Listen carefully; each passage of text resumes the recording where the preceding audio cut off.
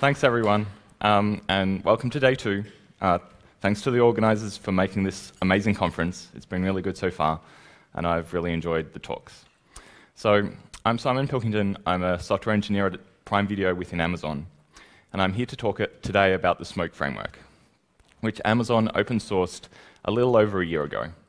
And I'm going to talk about how we're taking our experiences of using it in production to produce the next version.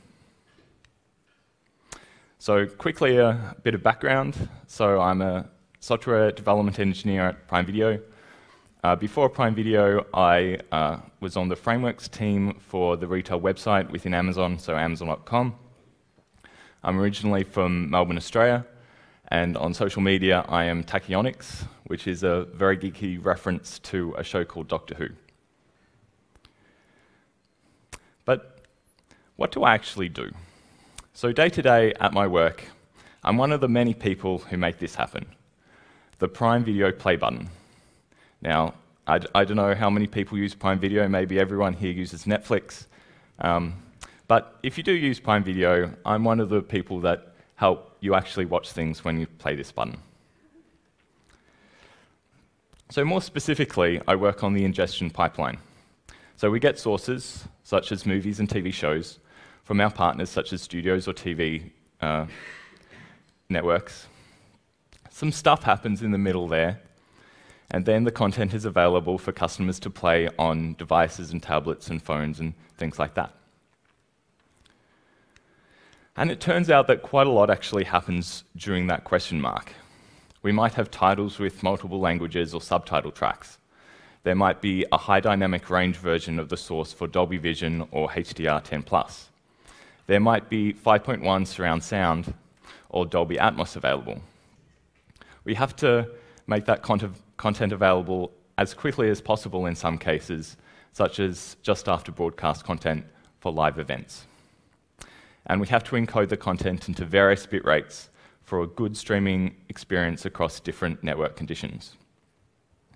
And to make the content streamable across a vast array of devices, we have to use several streaming technologies because the world can't just agree on one.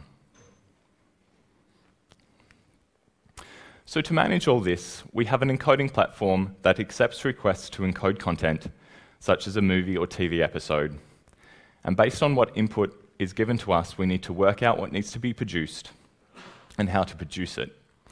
We prioritize that work and orchestrate its execution. And finally, we tell the playback systems about that content and how they can now stream that to devices. So you might be thinking that this talk should be about ServerSide.swift, and how is all the things that I've just mentioned related to anything about that or the SmokeFramework? So the encoding platform that we have is a large, complex system spanning many microservices that we are continuously working on to extend with new technologies and more efficient mechanisms for streaming video to customer devices. But because it is so large and complex, it's not something that we can build all at once. And so we wanted a framework that was relatively lightweight and made extension and evolution straightforward and as risk-free as possible.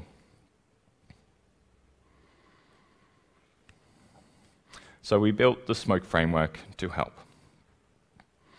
And so I'm going to go through what the SmokeFramework is just quickly for probably the 98% of you in the room who don't know what it is. So our services all start with a Swagger model. So the Swagger spec is an open spec that defines an API of a service. So it defines the operations available, their input, their output, and error conditions. And so it looks something like this. And from that API spec file, we have developed a code generator that uses a command something like this. And what comes out of that code generator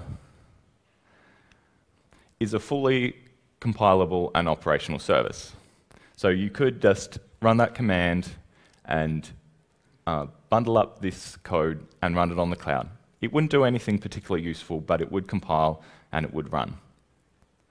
And so we get a service that looks something like this.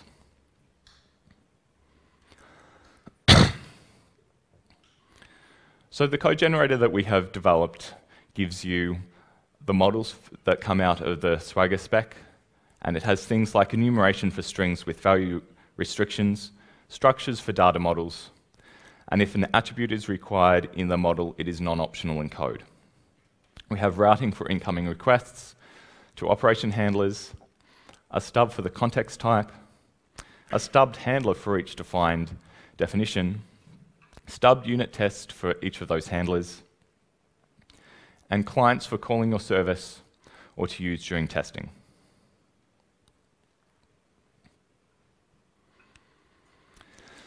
So the sources directory that is created from the generated service is split into a directory containing some clients, a directory containing the model types, a directory containing the operation handlers, a HTTP1 specific directory containing request handling and routing, and a directory to actually hold the service itself.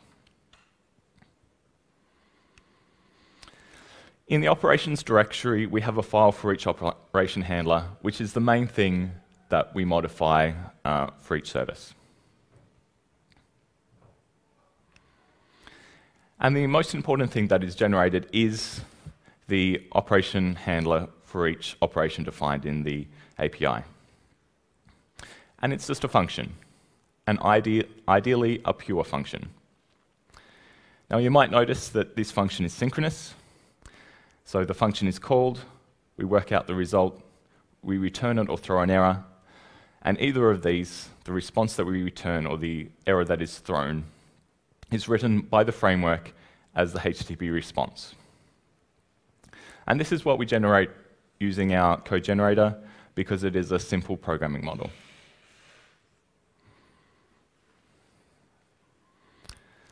However, if you do want to go beyond that and use an asynchronous programming model, the SmokeFramework supports this out of the box, simply by changing the function signature.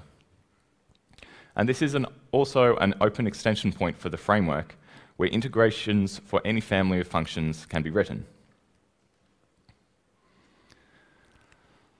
So this provides quite a bit of flexibility. So out of the box, the SmokeFramework doesn't provide an integration for any promises or futures library, as there is not really a true default for Smoke at the moment, for Swift at the moment, but an integration to any of your favorite promises or futures library can be added pretty easily.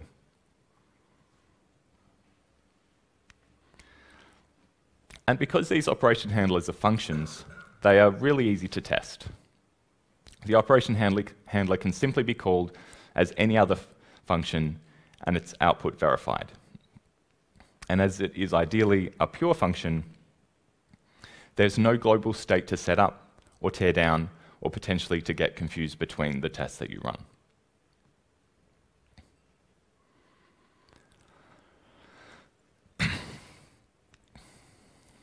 However, operation handlers do need to have some application state, and we pass this in explicitly to each operation handler. It is a completely application-specific type that can be configured during application startup or the start of a unit test.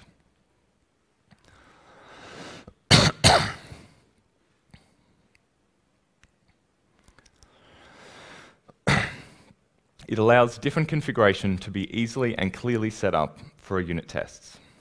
And because we are defining the configuration context as a concrete type, the compiler is aware of its properties, and compilation will fail, for example, if one of those properties is removed somewhere in the application is depending on that property. And this is important for us. As we evolve our applications, we don't want runtime failures because our application is now misconfigured because we forgot to change two sides of an implicit code dependency. The compiler is a very powerful tool to enforce the correctness of our applications before they are deployed.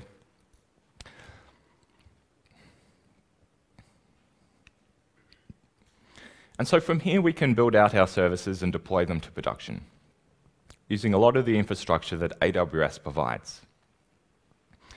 We build our services from code using code build and code pipelines. They are running in Docker containers managed by ECS and Fargate. Logs from the application and operational metrics are passed to CloudWatch, which allow us to set up alarms. And all this infrastructure is managed in a CloudFormation template that we deploy alongside the... Thank you.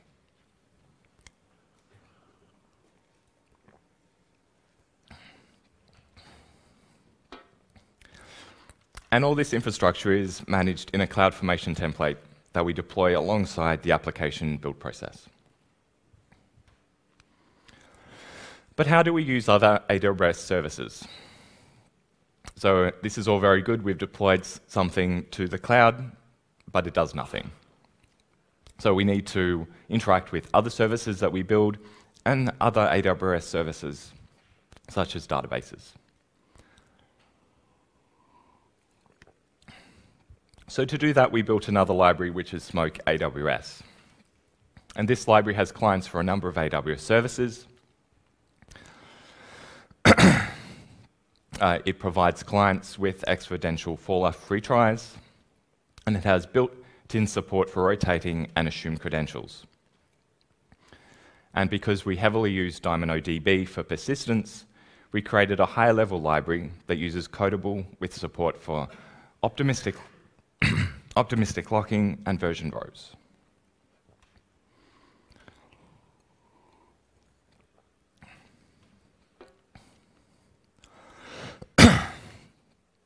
And so this is a code example of how we add a row to a DynamoDB table. Here we create a new database item using a key.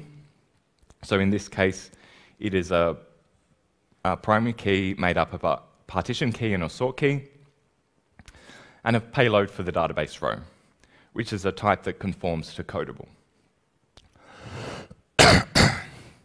This can be inserted into the database using insert item, which will fail if a row already exists in that table.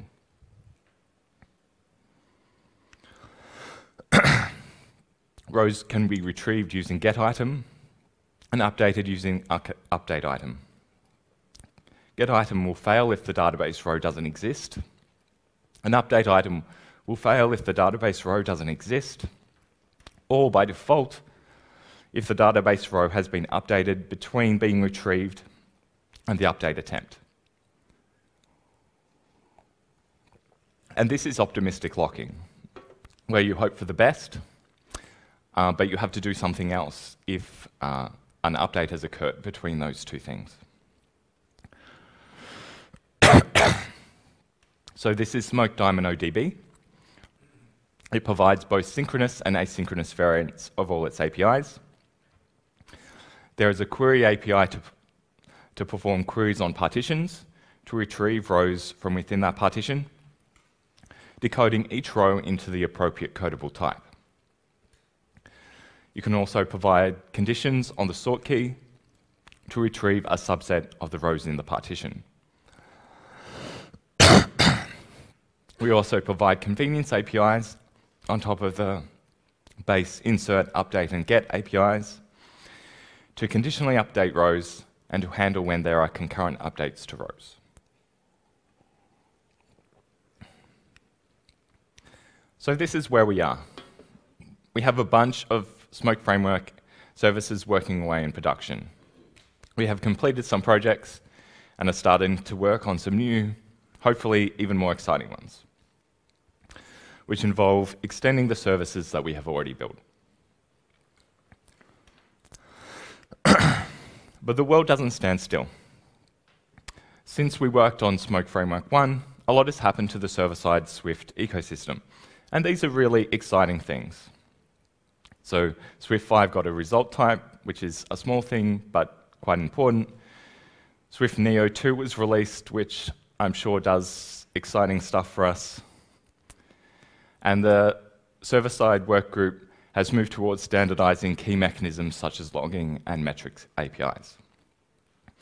And adopting these allow the Smoke framework to become more standardized and fit in better with the rest of the ServerSide.swift ecosystem.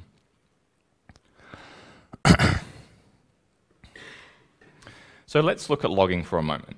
Logging is where we see one of our biggest pain points. We have all our logs in CloudWatch, so everything is there and so nothing is terrible. But they're just a little more difficult to search and analyze than we would like. It is particularly difficult to see associated log messages, particularly when concurrency interleaves log messages from different requests.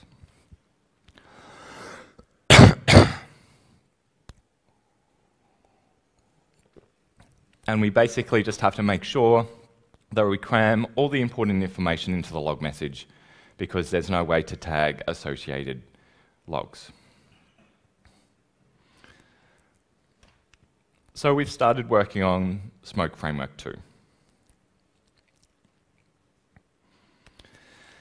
And SmokeFramework 2 gives us the opportunity to move to the server-side workgroup Swift log and build up a more powerful logging mechanism. Swift log gives us the ability to attach metadata to log instances, and so the Smoke framework is moving to a model where we automatically create a logger instance per request. And rather than a global logger, which is what we currently do, we explicitly pass these loggers around. Along with the logger instances, we are going to generate a UUID and pass that in as the metadata key internal request ID. So if you do nothing else, then all log messages from a request will be tagged with this internal request ID, allowing you to easily find the log messages from a request. And we have a couple of other things to help with logging. So operation input types can now conform to the Smoke invocation reporting source protocol, which will allow them to configure the request logger just after that type has been decoded. So if an input has some request key or some sort of information that is important to the request, that can be attached to the request logger instance.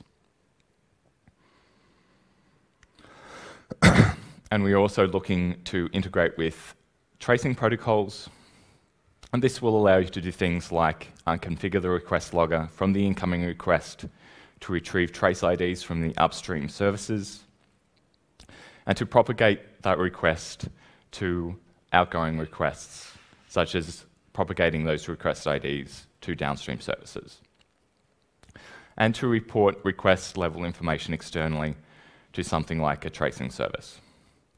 And so the Swift Server Working Group is also interested in tracing protocols, and hopefully we can leverage some of their work. So metrics.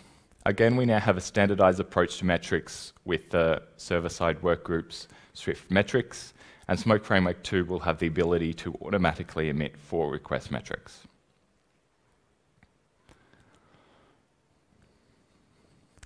So the flip side of the framework are clients. And we have 2 different types of clients.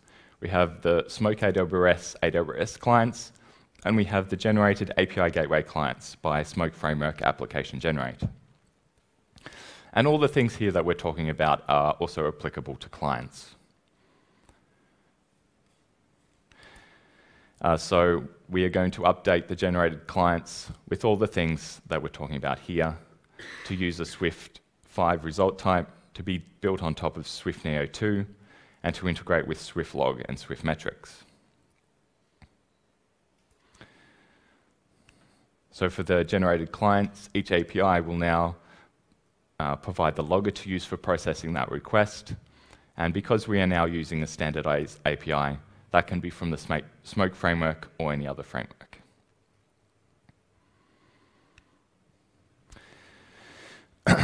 And again, as we have a standardized approach to metrics, the generated clients will automatically emit 5 request metrics.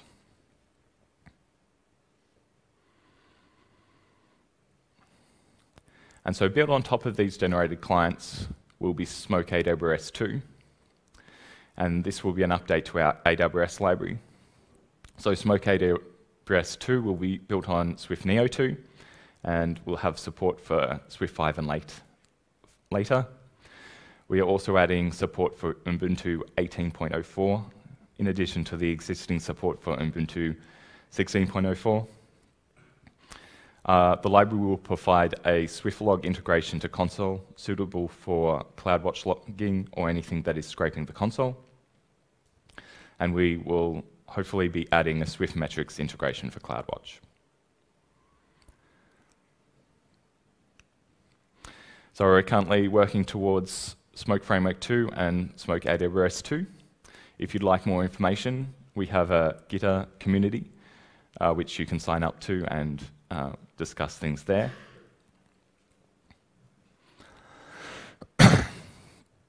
And all the code that we can, or most of the code that we can release, we have released on GitHub, and these are some of the links to the Smoke framework, to Smoke AWS. We have an underlying HTTP client, and then Smoke Framework application generate, which is part of the source generator. Thank you.